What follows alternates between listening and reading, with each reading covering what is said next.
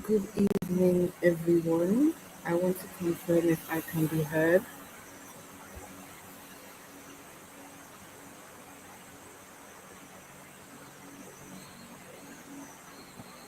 Can everyone hear me?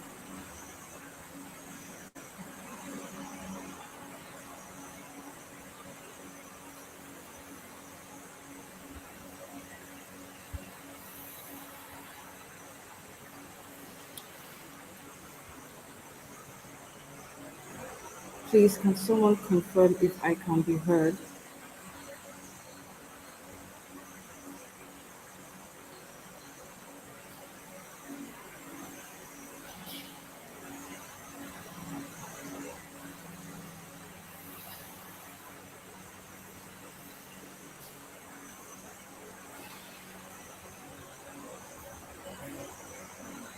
Okay, thank you so much.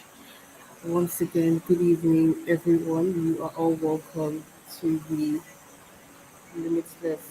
Okay, I will try to make changes to the background noise soon after this introduction. Thank you so much. You're all welcome to the Limitless Medicine webinar. And yes, this is one of our most anticipated programs this year for SCOCD. My name is Etsy Uzizi Emanuela, the regional assistant for South South, and I will be your moderator for today. We'll be starting by 7:10. We'll be starting by 7:10. Let's just wait for more people to join. Thank you very much.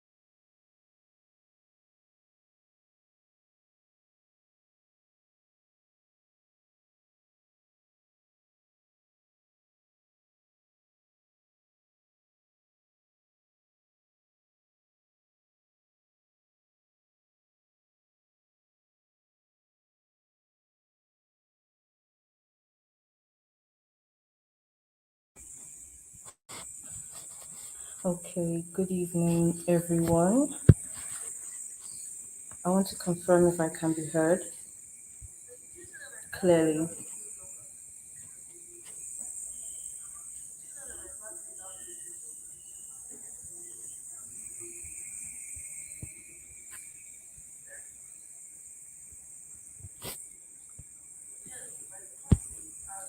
Please, can everyone hear me clearly?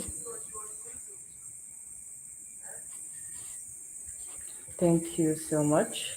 Once again, I will reintroduce myself. I am Eti Uzezi Emanuela, Regional Assistant for South South, and I will be moderating this wonderful event today. The title of our webinar, as we all know, is Limitless Medicine.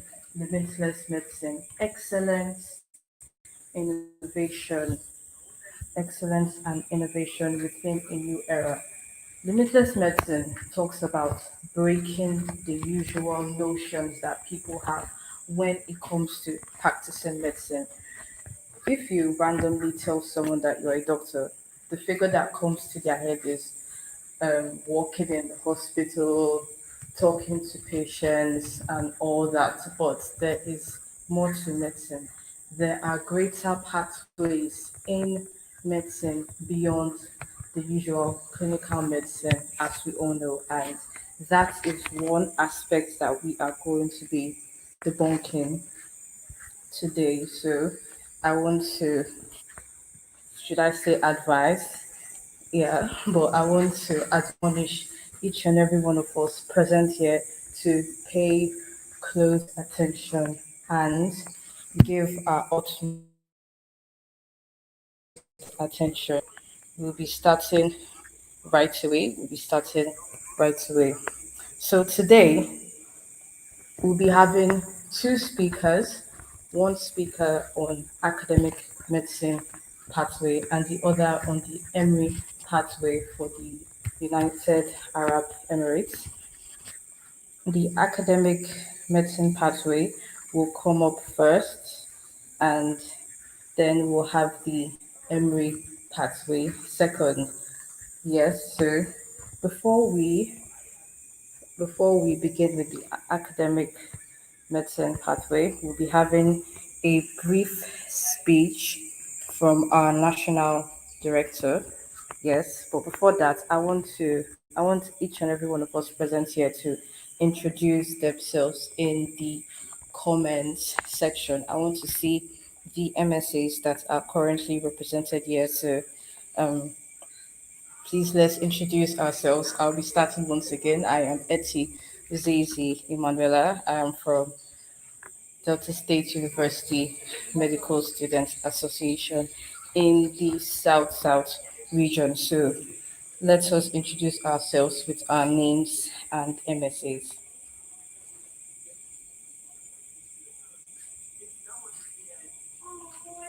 Okay, we have Omoniko Tejiri from the Niger Delta University Medical Students Association from South South.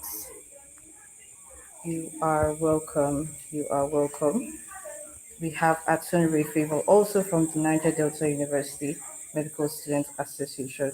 You are welcome. Any more introductions?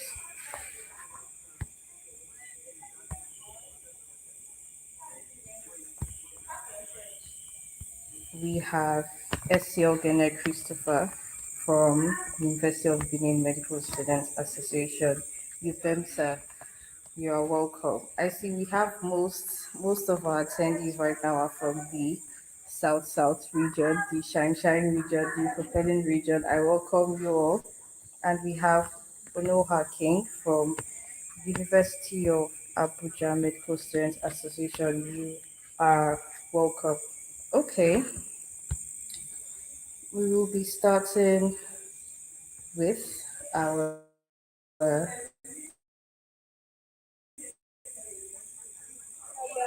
brief speech from the National Director. Good evening, sir. Yeah, good evening. Am I audible? Yes, sir, you can hear me. Good evening, everybody. First things first, I would like to apologize for the background noise. I'm actually at the balcony of the A&E in our hospital. This is the only place that has network, so I have to firstly apologize for the noise of the ongoing traffic downstairs. Once again, good evening. This program has been something that we have been looking forward to. Although it happened December, it's one of the plans that we had for the year because as we had stated it in the beginning of the year that we would cater for medical students that are just getting into medical school or have not gotten into medical school. Our tenure will equally cater for the well-being and the placement of medical students along their medical journey. And finally, we would look out for the journey of medical students post-med school. And that is what we intend, and that is what we plan, and that is what we are here to achieve with this program. As we all know, the medical practice has diversified itself over the period of years. From the last 30 years to today, we have had a somewhat form of shift from clinical medicine to other forms of medicine, both in Nigeria and in diaspora. Sorry for the noise. So let me come again. We have had a somewhat form of shift from clinical medicine to other forms of medicine, both in Nigeria and in diaspora. Um, One of the speakers who will be engaging us tomorrow is a mentor of mine, and there's something he always says that we doctors who are involved in NIMSA, I'm sorry for digressing, but we doctors who are involved in NIMSA should not end up in the hospital. And I always ask him why. I said, you are more exposed to opportunities, you are more exposed to leadership, you are more exposed to volunteership than the remaining of your peers. So that being said, you should be able to better place yourself for your future. And as I said before, that is what we are achieving from today, running through the course of Sunday. So for those of us who are intending to practice abroad across the shores of Nigeria, it's not just by Jackpa syndrome, and a whole lot of us don't know how to go about it, or a whole lot of us write the PLAB examinations, and then for some reason do not get job placement. It's very much possible to write these examinations and get job placement. It's very much possible to take your step one and step two for USMNE, even whilst being a student. At least it's something that our speaker for the USMNE route did whilst he was a student in UNN, that's OMSA. So these are the things that we are bringing to your fingertips. These are the things that we are bringing to your very forefront. And these are the things we intend to expose you to, not just to hear them, but to listen to speakers who have gone through this route, what they have seen, the mistakes they made, and how best to position yourself for the coming future. So I enjoy each and every one on this call, and I would like to plead with you to pay rapt attention to the people who we have. They are very much seasoned speakers. A whole lot of them are consultants. A whole lot of them are doing their residencies in various fields. So once again, good evening, and let us have a lovely weekend together. It's lovely to be in your midst, and to the rest of people that will still join us, we are just going to have a good time together. That's all I can say. It promises to be very insightful. So yeah, thank you all so much.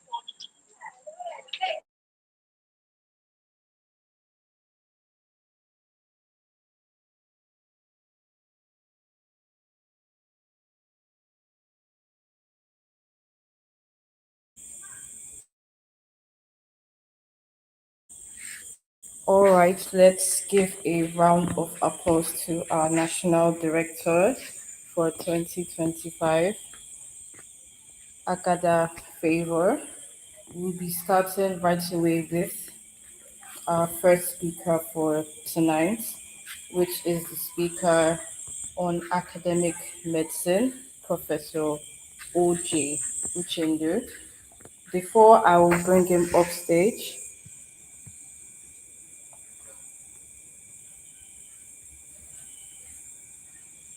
before he comes up stage, before he starts speaking, I will give a very brief citation because we're actually behind on time. So Professor Oji Uchendu is a Nobel graduate from the University of Benin Medical School from 1994 to 2003. He did his residency in the University of Benin Teaching Hospital, specializing in laboratory medicine, which is histopathology. He qualified as a fellow in 2012. He also worked in the Edo State Management Hospital as a pathologist, and since then, he has written several books and publications, about 65 in number. He has worked as a lecturer in the Delta State University Teaching Hospital, Delta State University Medical School for several years, and is currently the Dean of Basic Clinical Science for the Delta State University for the past 3 years. Let's give a round of applause as I welcome to the stage Professor Oji Uchendu. Sir, you can go ahead. We're very glad to have you in our midst, sir.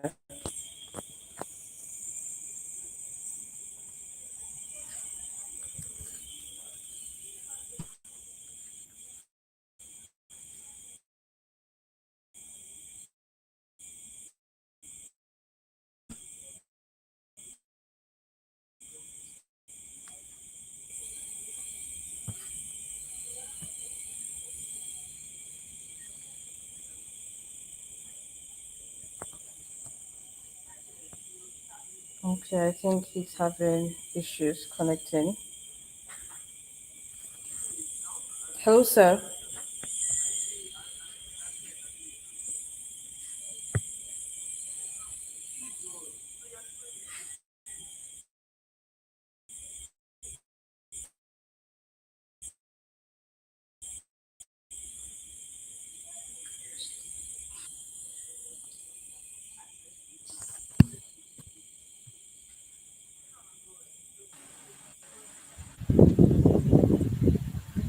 Hello, sir. Can you hear me now?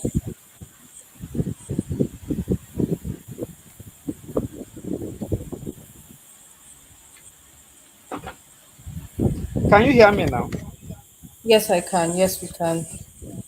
Thank you so much, sir. Okay, so let me go on. Thanks for the introduction. My name is Professor Chendo, and I'll be taking you through the topic, the academics of medicine. What we can do after MBBS. All right. So MBBS is not everything. It's more like a foundation, and it's an interesting profession, and there are so many things you can do with it. You can go into residency, you can go into healthcare consulting, you can go into academics, research, you can work for yourself, you can even do other business. You can go on and become a healthcare manager, administrator, you can join politics, you can even do things outside medicine, and you can even do a combination of them. My best advice is that anything you want to do, you start early.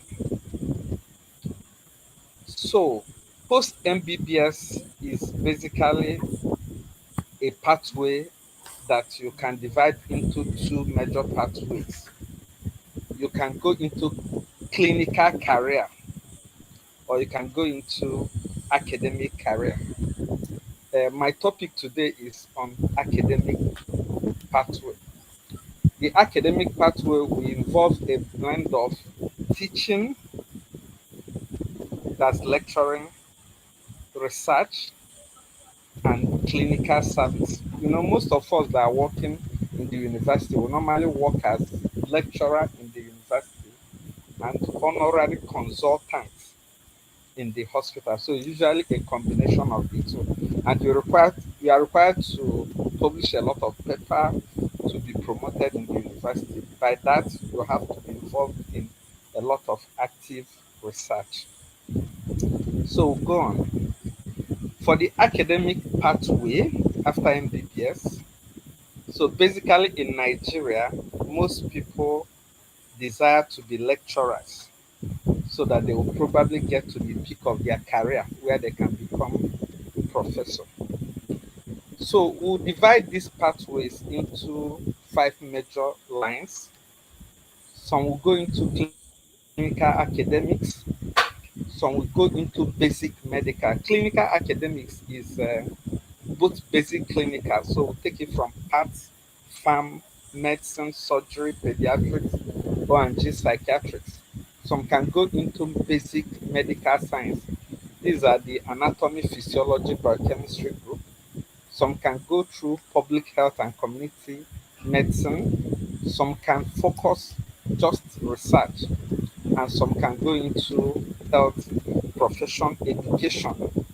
So let's take the first, the clinical academic pathway. So this is what we are doing now. People become lecturers in the university and honorary consultants in the hospital. So the steps are basically simple. When you graduate, you do your housemanship. After your housemanship, you do your NYSC. In Nigeria, NYSC is compulsory except if you are more than 30 years. So you go and get the exemption. So you are supposed to write an exam called primaries, which will give you access to residency program. You look out for institutions that advertise for residency program. Residency program in Nigeria is basically 6 years with 3 years of part one and then 3 years of post part one. In some specialties like medicine, you do extra 1 year of subspecialty like dermatology, renal medicine, nephrology, and all that. So at the end of the residency, you are going to get what we call fellowship. So there are two institutions in Nigeria that do fellowship. We have the one from Nigeria, which is the National Postgraduate Medical College. Then you have the West African group, which is West African College of Physicians. So there are two of them, or two subgroups, West African College of Surgeons and West African College of Physicians. Both are the same college, that is West Africa. So when you have your fellowship, by that time you have finished your residency in the teaching hospital. Now your entrance point in the university is lecturer one. Some people may not finish their residency before and become a consultant before entering lecturer.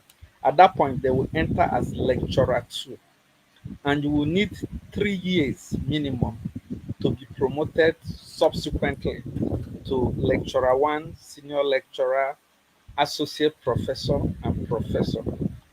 Each there are varying qualification criteria in terms of paper publications and management experience. It varies from university to university.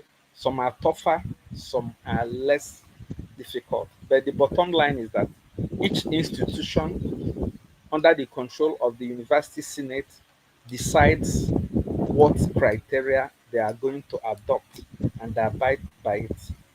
Now, while you are taking the job as lecturer, you will also be taken by the affiliate institution of the university. Like in Delta State University, the affiliate institution is Delta State University Teaching Hospital.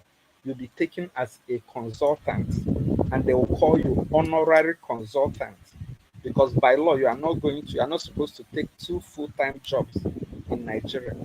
So from being a consultant or honorary consultant, you can also occupy headship positions as heads of department.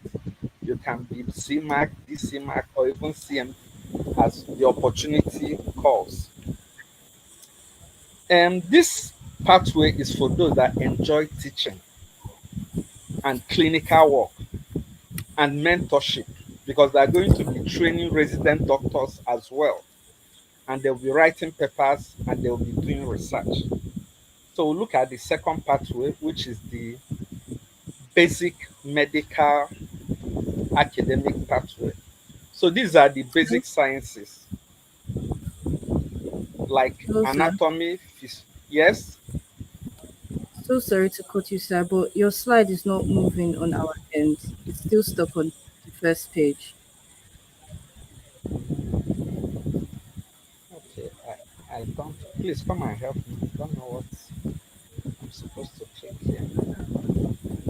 Okay, so you can stop sharing your screen, then um, start sharing again. I think And do that will what? fix it.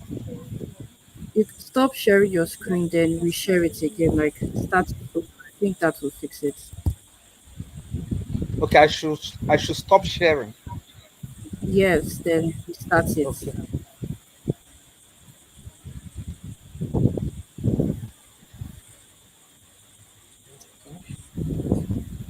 Okay, so I've stopped sharing. What do I do again? Then start sharing your screen again.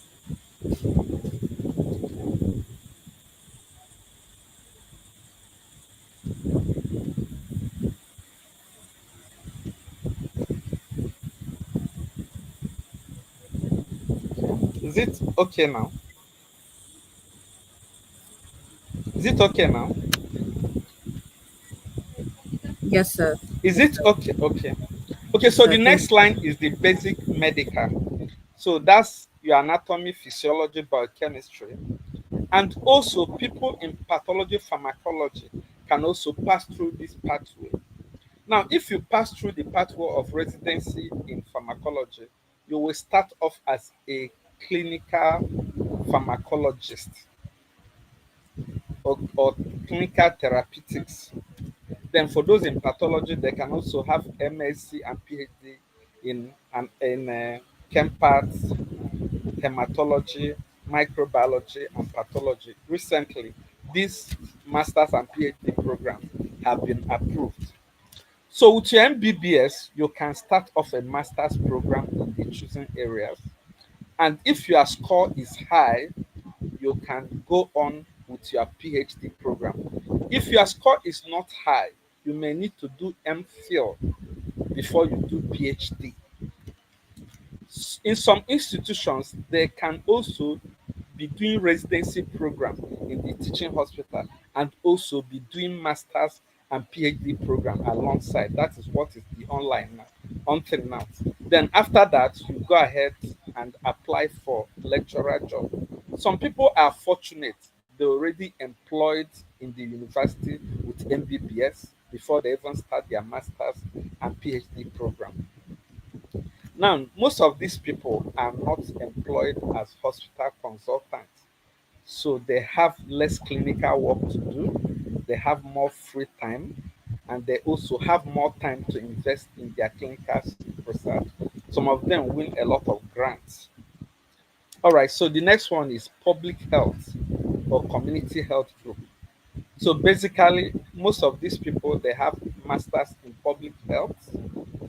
Some of them also do residency and get their fellowship in public health. Some move ahead to do PhD. They will teach public health. They will also teach epidemiology. They are also epidemiologists and they are involved in research. And these are the people that anchor most of the NGO programs in Nigeria. They are also the people that uh, facilitate programs of all the NGOs coming from outside the country and coming in Nigeria. So the next group is research focused academic track. This is ideal for those who want career mainly in laboratory science, bench research, translational medicine, AI, medical informatics, or global health research.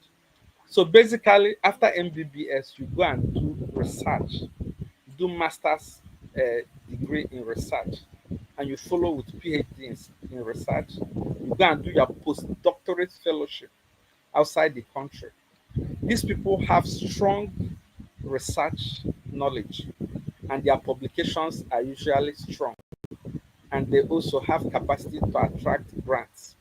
They can work in universities, they can also work in research institutions like NIML and NLRDIC or international collaborations. These are the people that power molecular pathology, immunology, virology, cancer biology, genetics, clinical trials, and bioinformatics. Then the next group is the health professional education. This is an emerging field in Nigeria. So these people, they go and do masters in education with special interest in health education or in medicine. They can also do masters in health professional education. And these are the people that design our curriculums that are involved in assessment innovation. All these OSCEs you see every day that they keep improving, this is their field. They are involved in faculty development and educational leadership. So these are the pathways. So let's beyond that, move beyond that and look at survival skills in academics. The truth is that some people don't do well in academics, while some do. Using the 3 years promotion, you will likely become a professor between lecturer one and professor in minimum of 9 years. But you also see some people that will be lecturer one for 15 years, and some will even retire as professors. So, in this slide, I'll be telling you a few things about people that are going to do well and move very fast. Some of their strategies is that they're going to be good teachers and they're going to be good at presentation skills. They should be good in research. They should be good with statistics. If they don't have the capacity to do statistics or to analyze data, they should have partners that help them in analyzing data so that they can move fast. They should have good writing skills. They should be able to publish quality articles, case reports, and attract grants. They should be able to have relationship with people who will mentor them so that they will understand what to do, when to do, and how to do it. They should have great leadership skills and administrative skills. And they should have a mindset of continuous learning. In academics, you have to keep improving every day.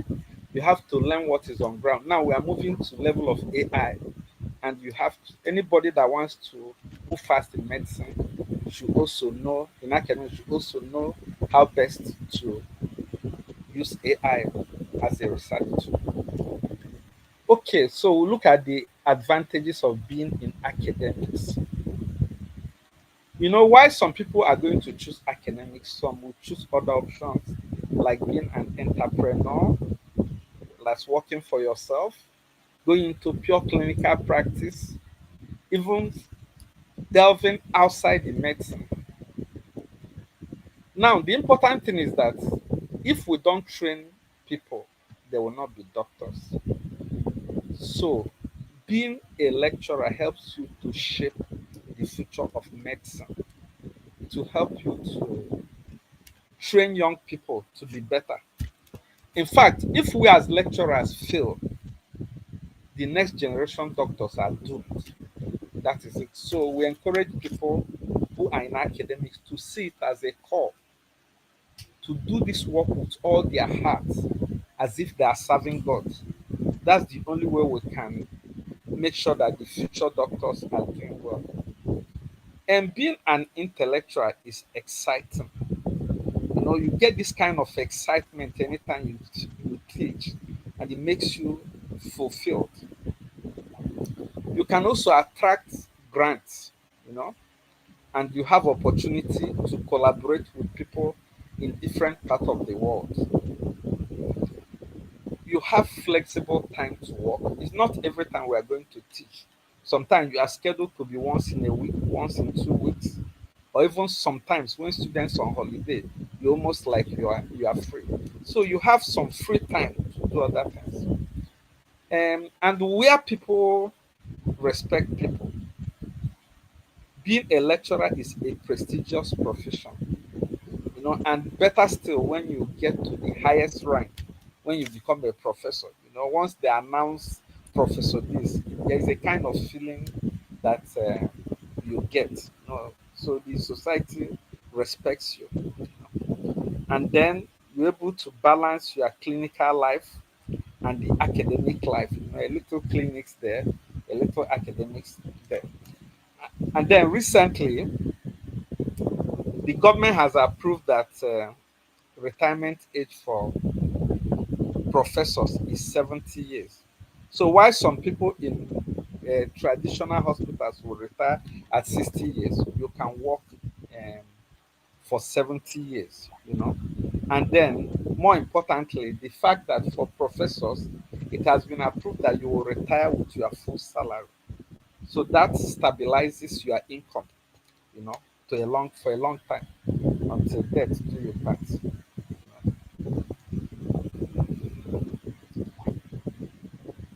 Practicing academics does not go without its challenges. Most of the research that you are going to be involved with are going to be expensive. And now that the exchange rate is high, if you are going to buy materials or equipment outside, it's going to be very expensive because you are earning in naira and you are spending in dollars. Sometimes the workload can be very much, and this will put a burden on you. In some institutions, especially in private hospitals, private universities, they try to minimize the number of employees, and this tasks or puts a lot of burden on the people who are going to be doing work that is supposed to be done by 5 persons, by 1 person. Now, in academic, they say that you must continue to publish.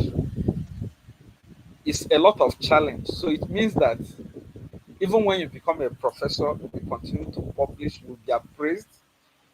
And when people want to assess you, they want to know how many publications have you had even after becoming professor. For those who are not professors yet, your promotion is tied to your publications. And publishing is expensive. Sometimes some people can spend as much as $300, $350, even up to $2,000 to publish a paper. Every paper you publish, in most cases, you will spend money. You know. Then sometimes you are faced with slow promotion, maybe because you are not able to meet the promotion criteria, you slow down, or the workload is affecting your capacity to do research, or you are not enjoying the right mentorship so that you can accelerate promotion. That will slow you down. Then, what still is administrative burden? When you become HOD, dean, uh, provost, associate dean, you now have a lot of work to do outside your lecturer work, and that can delay your milestones in terms of promotion. And then what still, is an emerging trend now, but we must not hide from it. The fact that there is competition in workplace, and some people will prefer their tribes or people they love to be promoted or to enjoy um, juicy positions. So this affects some people indirectly, and it's not usually good for academics. Sometimes you see that non-academic players affects the promotion of lecturers, which is not good. And lastly, with increasing weakness of naira with respect to the dollars, the value of our money becomes weaker each time. Somebody that is earning 500,000 today is not enjoying the same value with somebody who is enjoying the same 500,000 naira 3 years or 4 years ago, and it keeps getting worse. So if things are right, as the dollar gets stronger and naira uh, depreciates, our payment should continue to rise so that it can be the same earning power. All right, so it's also important that we look at this last part of the presentation, which is the roadmap for starting off. So while you have many options, if you are interested in academics, there are things you must start doing now, so that you start picking the culture of writing, researching, and teaching. For medical students, you encourage to join research groups. You can even talk to your professors or lecturer and say you want, if they have any publication you want to contribute to it. If there are conferences in your region, you can attend to them and present papers. Try and publish cases when you have the opportunity. You can present case reports or review articles. Try and teach your colleagues anytime you have opportunity, and attend workshops and seminars whenever possible. Then after medical school, my advice is that you start early. Try and start early. You know, if you want to travel abroad, travel early. If you want to go into medical entrepreneurship, go early. If you want to go into academics, start early. Why I can look back and say that I'm a professor today, I see some of my colleagues who are just starting as lecturer one. Some are even better than me. So that's the power of starting early. If you start early, you leverage on time. Seek mentors in academics who will guide you and advise you on opportunities. If you want to go into the MSc PhD route, start early too, and start publishing too, because it will count anytime you get employment. The beautiful thing about publication is that any publication that you publish is yours forever. Join professional bodies and try to grow academically. Now, it's also good I tell you that it's not it's not even as if this academics is there for us to take. It's competitive. Anytime there is job advert, you see people scramble for it, and people use different screening methods, including relationships, to weed off some people, beyond qualification. So it's something that is competitive, or let me use the word, highly competitive. The opportunities are not even coming like that. So you must seek out for opportunities, especially looking out for new schools, because sometimes new schools have to compromise standard to even take people that are less qualified. And once the advert spaces are filled, it becomes less difficult, less easy to get spaces. So that's about roadmaps. All right. And then we can also look at how to earn better in academics. One of the things that goes with working is that you also want to enjoy the financial benefits. It's not just working. So if you are smart to develop YouTube channels in your specialty, you can earn some money through that. You can write books and publish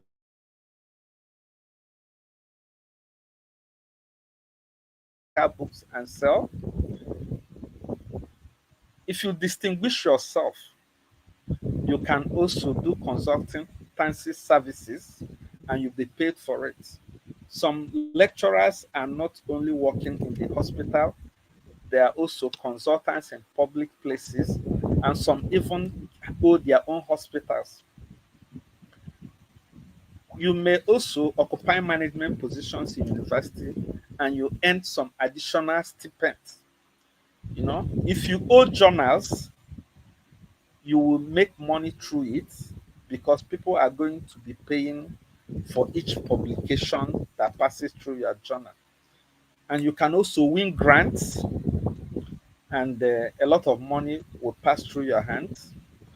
You can also be employed as adjunct lecturers or associate lecturers.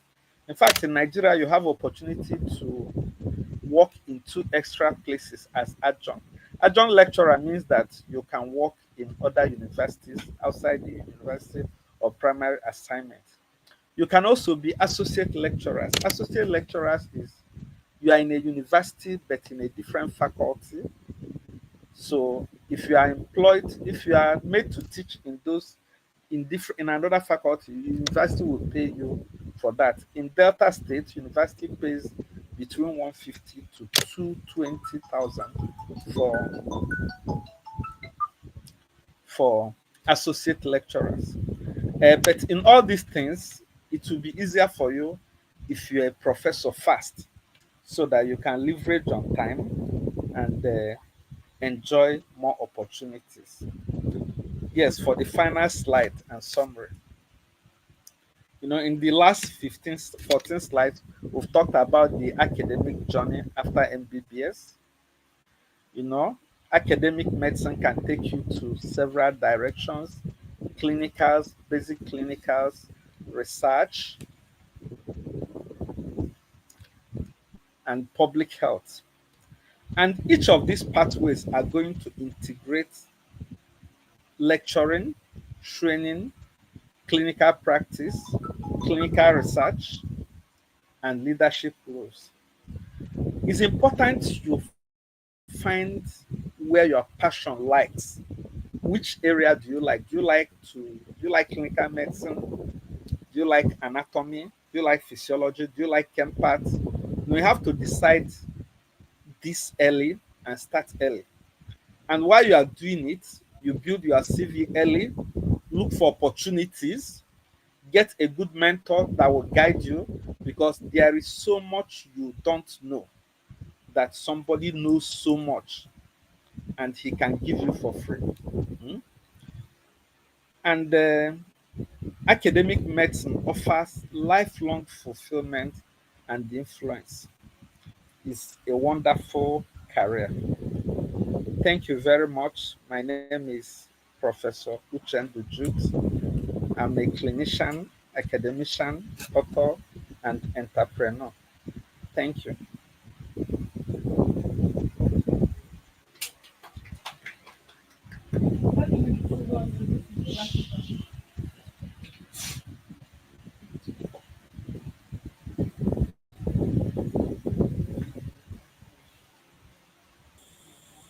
Thank you. Thank you very much. Thank you so much, sir. That was a very enlightening session. I truly learned a lot. Truly, our speaker has said, academic medicine is a lifelong fulfillment. It provides lifelong fulfillment and influence. So we'll be going into our Q&A sessions right now. If you have any questions, please type your questions in the comments. I'll be reading them out so that our speaker can answer them. I have my own questions as well, but before I ask my questions, I'll read out the questions that have been typed so far in the comments One, two. um, chat box. So we have two questions from the comments. Our first question is where how how can where does someone get research grants? So that someone is asking how they can get research grants.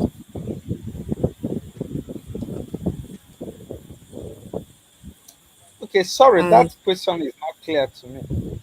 Please. I okay, didn't get that question.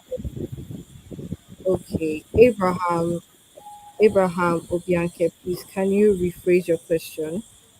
Okay, while he's doing that, the second question is this is from Atunere Favor.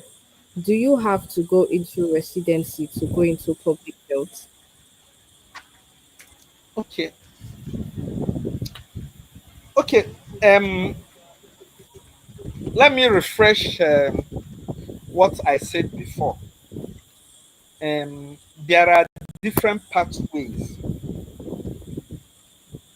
Now, you can go for a 2 or 3 years program and do your MSc in public health.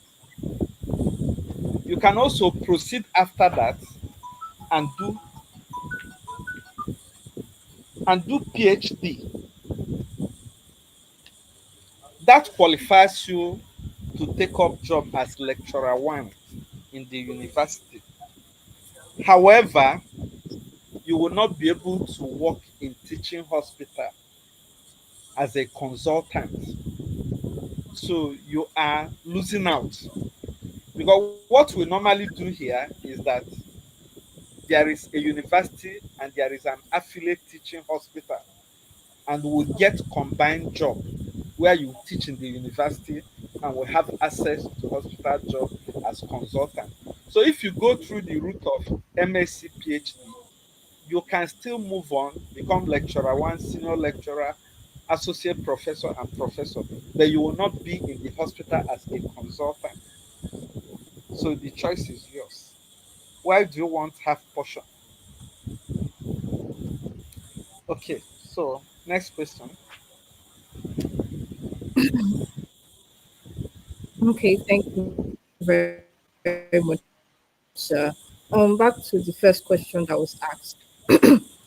Okay, um, he has re-asked the question, and the question is, what organizations or body can someone reach out to get research grants? Like organizations that give research grants. Okay, you may not get the right answer now, but what is happening is that most countries in the Western nations has grant budgets, and they have an intention for that grant. Maybe they're interested in HIV or malaria or schistosomiasis. So when they have that kind of budget, they are looking for who can deliver that work, and they're interested in the best.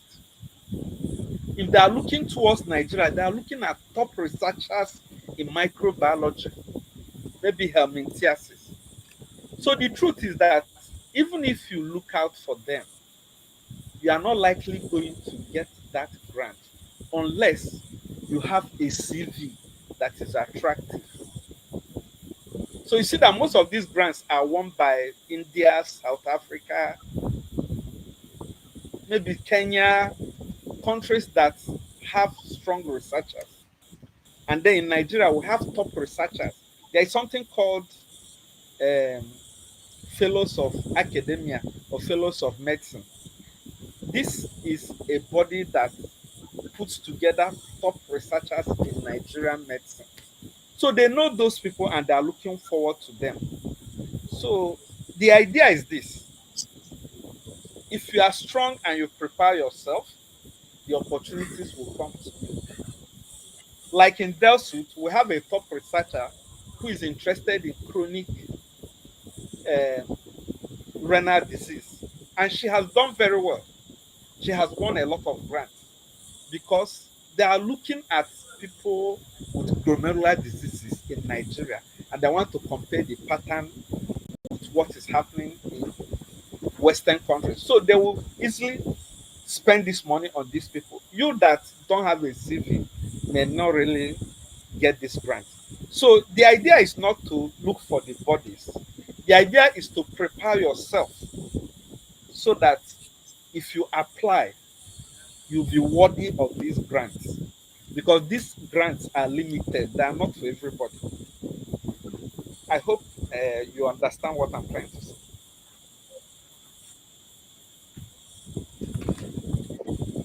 Okay, thank you very much, sir, for that response.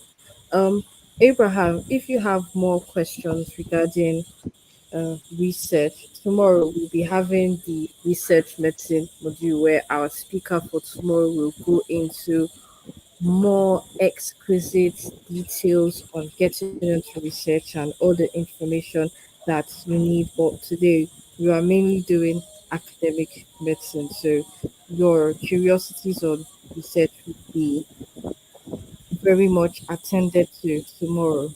Thank you very much. So ensure that you attend the webinar tomorrow. Okay, we have one more question. How does one get access to information about local conferences and seminars? And also, are there websites to know about local conferences and seminars? Okay. Well, it's easier for people that belong to registered bodies to have access to local conferences. For instance, one of the national bodies is Nigerian Medical and Dental Consultants Association. So when they have conferences, they will advertise it in their website and it will share it in their group. Now there are WhatsApp groups, so information flow well. If it is organized by NMA, each local chapter of NMA has a WhatsApp group. So beyond sharing it in their website, they can just distribute it through the executives and it flows down. If you're a member of College of Nigerian Pathologists, the program will be advertised. So beyond being a member of these groups, it will be difficult, but it will not be difficult if you align yourself with mentors. For instance, if I have a student who tells me that he is interested in research and is in pathology, and I'm also interested in helping him. If there is a pathology going on, conference going on in maybe Ibadan, I can just tell her to go and present the paper that won't be available. So mentorship is the most important bridge to take this from this association that you are not affiliated with to yourself. That's the best option for you for now. So, in other words, try and identify with your teachers, express desire, participate in class presentations to make your teachers perceive you as a serious person, and tell them you are interested in this. I'm sure they will help you with opportunities as they come. In fact, sometimes in those seminars, there is discount for those that are presenting papers. They'll say those that have papers will register free. There are also different registration prices. You say resident doctors will pay half price, maybe students are free. So those opportunities are always coming. But it's quite easier for you if you have a mentor or share relationship with your consultants or professors so that they will give you idea when these things are coming up so that you can have access to the information. The other way is to look at the websites of those organizations. It will usually be advertised on their websites if you know them. Thank you.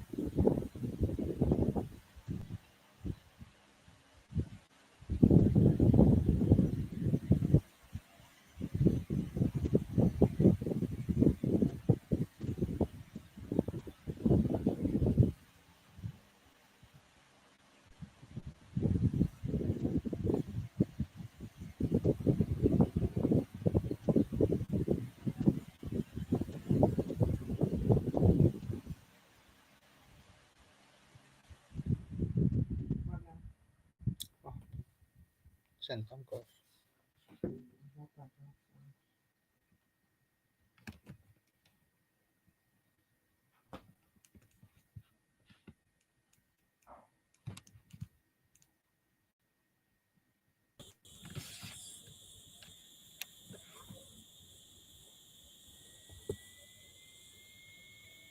Okay, hello everyone. I had brief network disturbances. I believe we have. Do we have any more questions? Okay. Okay, I believe all those that asked questions, I hope that you were satisfied with the answers that were given.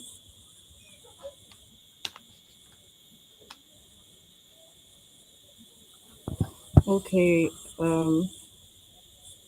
just to conclude on what our speaker said when he was giving a response to the last question, these pathways, all the pathways, yeah, that we are going to be talking about in this event, in this webinar, including academic medicine. But today was centering on academic medicine.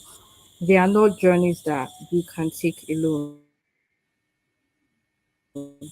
Having a mentor, having someone that has walked through the path will make things easier for you because they are going to be sharing mistakes that they made and the best plan of action, the best course that you can take that will give you maximum results. So ensure that if you have to go through any pathway or any journey, do not walk through it alone. Have a mentor. Have someone that you can always reach out to, ask questions, and gain clarification on.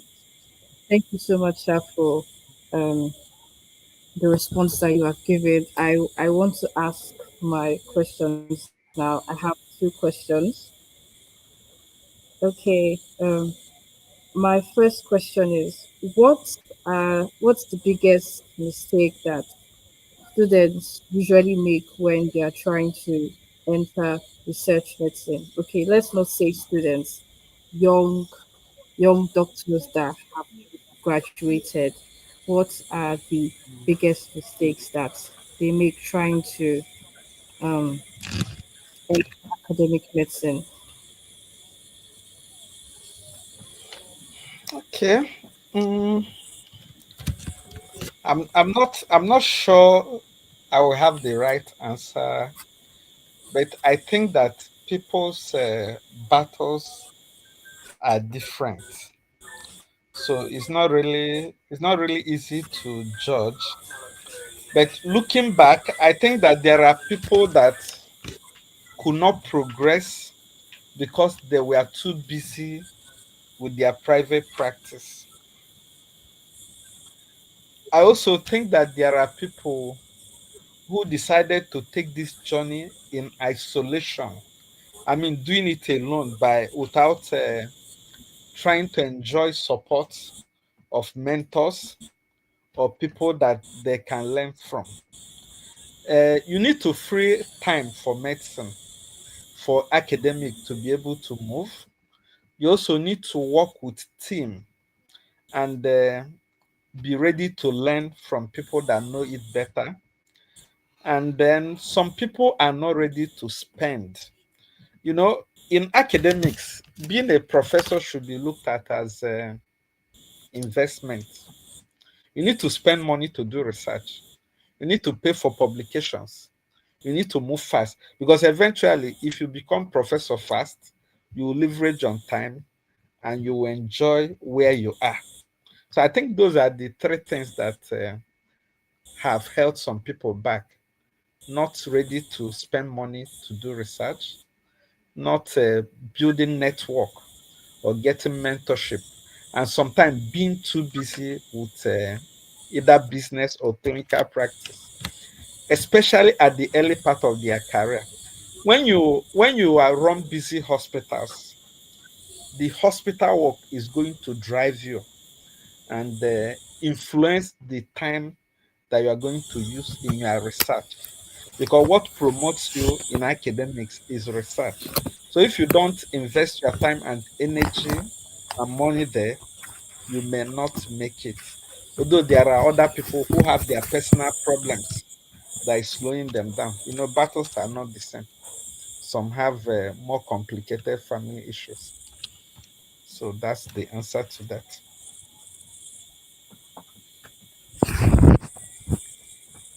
Okay, thank you so much, sir. Thank you so much, sir. Then someone asked a question while you were responding. I think I'm going to rephrase it for okay. These are questions that you ask the speaker for research tomorrow. So ask me a favor, please hold on to your question on fundraising for tomorrow. Thank you so much. Um, Let me ask my second question. As a medical student, what are the fastest ways that I can what are the fastest ways to build an academic portfolio while still in medical school?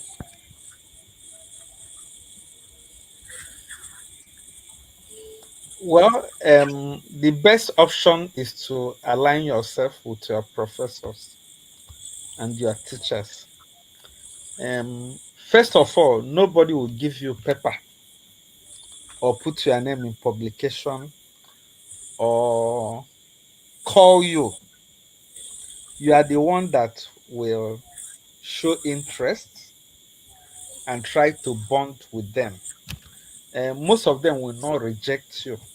So you have to be available and express real passion for academics. If you do that, they will help you.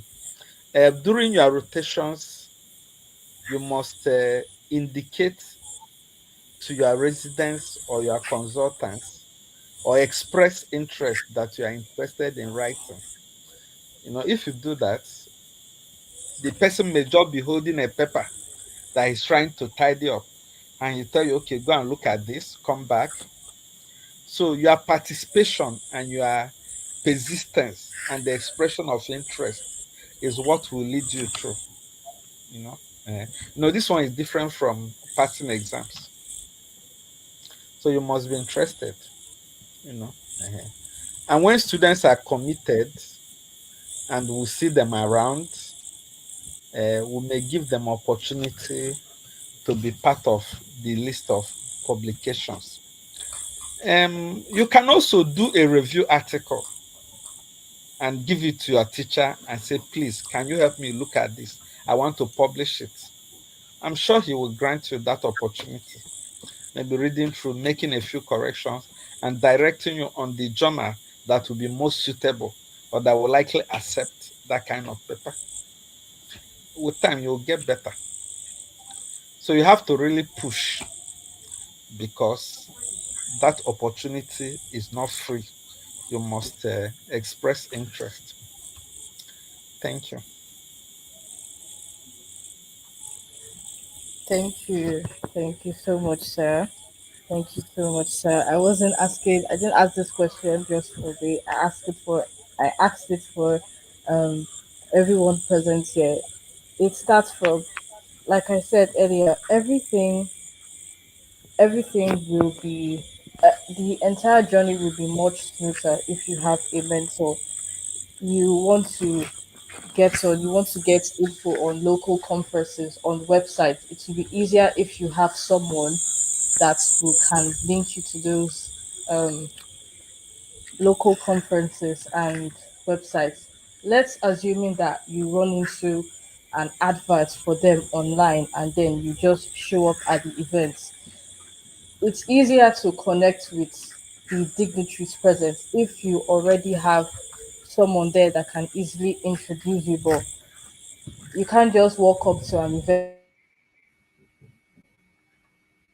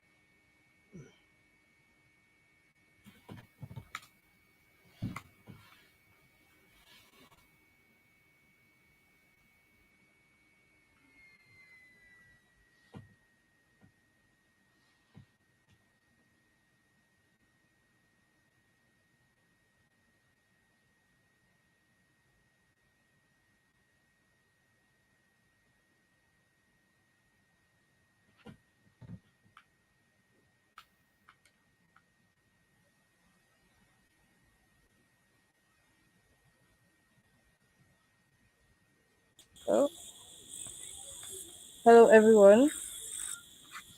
Can I be heard? Okay, I Yes. believe I can now. Did not realize when I was speaking, and I did not realize when my network got cut off. So sorry about that. So I was saying before, having someone to hold you by the hand and lead you through makes things easier. If it's funding you're looking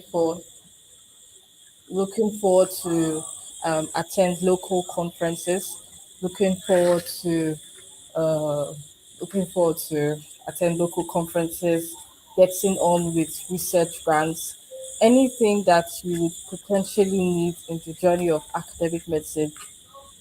It's easier when you have a mentor, and we are very much in privileged positions. It's easier for us to actually have that person to lead us by the hand in this journey. We are all medical students, we all have our teaching hospitals, we all have our consultants who are already in the field. And as our speaker said, no one will ever reject you when you actually walk up to them and show genuine interest. They won't actually, they would actually be happier to see someone wanted to come into the same field. And as our speaker said, that is how you actually start the journey. They could be working on current research papers, and they will add your name. If you start this from medical school, by the time you graduate, you would have gotten some experience and some research papers to your name that you can use to um, upgrade your CV. And by the time you want to target big research grants, you already have a load of experience. And when they see that you started while in school, they are going to they're going to say, "Oh, this person is actually very serious and very dedicated in the field," and that is how you can receive that grant, and that's how you can actually climb. So, yeah, thank you so much, our speaker. I believe that all our questions have been answered on this topic. So, do we have any more questions before we conclude?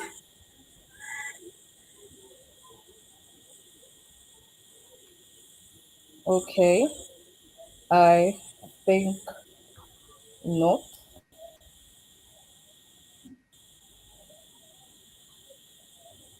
I think not. So, okay, we have come to the end of our academic medicine session. Let us give a round of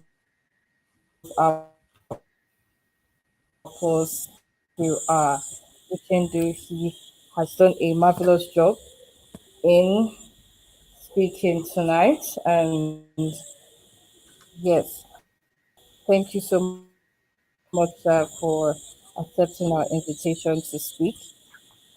Okay, right now we are meant to be we are meant to head on to the second session for tonight, which is on the Emory pathway for the United Arab Emirates, aka if you want to be a Dubai doctor and all that. However, we have a slight emergency. Our speaker, Dr. Mick, Dr. Mick Gallagher, currently has an emergency and she will not be able to speak tonight. So sorry. I want to apologize to everyone present here for that. She said she will be able to speak tomorrow. She had a medical emergency, yes, at her place of work. So our session will hold tomorrow. We'll most likely have to start earlier tomorrow because of that. So we'll be ending here tonight. I want to thank everyone here for making out time from your busy schedules to attend this webinar. And I'll be saying bye for now. for joining. We meet again, same time tomorrow.